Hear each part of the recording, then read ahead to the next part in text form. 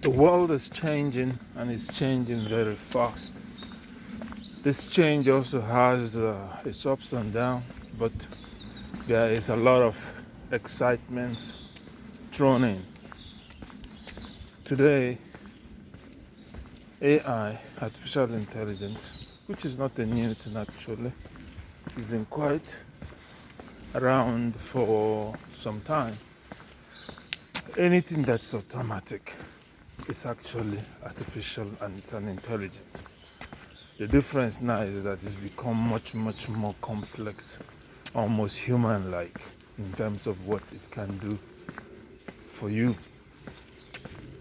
For example, the big language models can basically operate like a human without a body, of course, but it can do work for you, it can write for you, draw for you, paint for you, and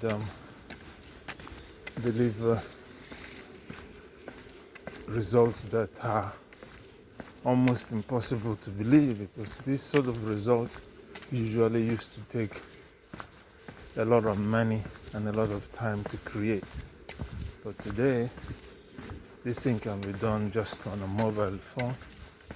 It can be created on a laptop, and it can happen so fast from any part of the world. Anybody with the access can generate as much information, pictures, videos, artworks, whenever they like, at whatever time.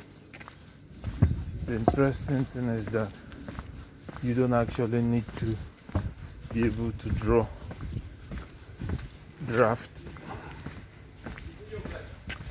take a picture, or edit a video to be able to be in any of this industry, even if it's just temporary. The results you create leave even seasoned professionals scared, because there is no doubt that this new tech is threatening people's livelihood, as some people say. I'm being generalistic here, but going back to what I want to talk about is art. A young artist today must embrace these new technologies, but it is very important you don't get led astray by it. With the new tech comes cost. They are not going to be cheap, and they're also going to be a trap. They are going to be cheap. They are not going to be cheap because somebody has to write these models. Somebody has to create the technology. Somebody has to build the computers, the platforms, maintain them, and develop new ones. And for the artist who is going to be buying it, you need to be able to subscribe, because you can't just own it. You have to subscribe to get the updates. These further puts the young artists in a tight position, because where are you going to get the money to buy these things? And also, as things get easier to do, standards of things in terms of their depth drops. Now you may think that being able to render an image in less than a minute is progress, but it is actually a problem, because after you render and create them, the question is, who wants them? Because there's something about time that's often forgotten. You need time to pass so that people get matured, so that people can take in things.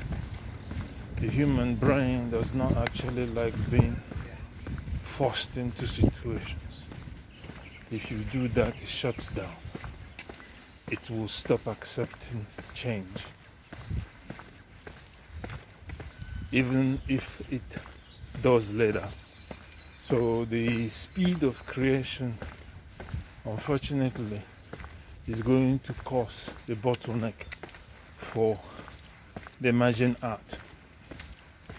Having said that, and I had said earlier, it's important that the young artist today embraces this technology, but use them to enhance the work you're doing. In other words, you still have to work very hard, but use the tech to enhance what you're doing. For example, I will use it more for things like marketing or duplication when you want to mass duplicate something or create something that you're going to give away as promotion.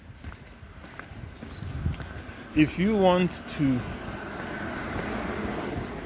print museum quality images from, say, a drawing you made from AI, it's going to cost you money, and you need to make sure that the person who is making the print is an expert on that technology. These things are added headache, stress for the artist. So I would say focus more on using them for the new technology for creating mass distributed artworks like posters for movie or